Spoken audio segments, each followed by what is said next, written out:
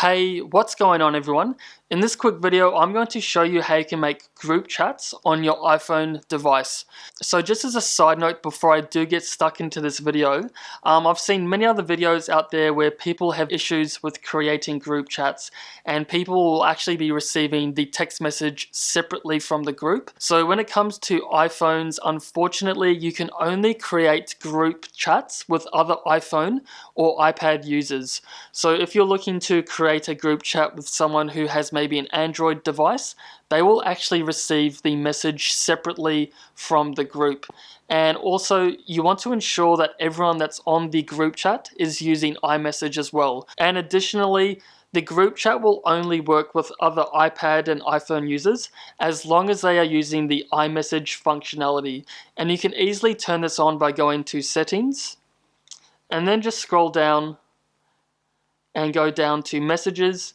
And once you're in here, you just want to ensure that iMessage is turned on, which will be highlighted in green. So now I've just got that out of the way, I'll go ahead and show you exactly how to create a group message on your iPhone device. So I'm just going to go ahead and open up the Messages app. And now I can just go to the blue icon to create a new message. So I'll just go here. And now I can simply search for the contacts in my iPhone, or alternatively I can press on the numbers here and actually type in the individual phone numbers as well.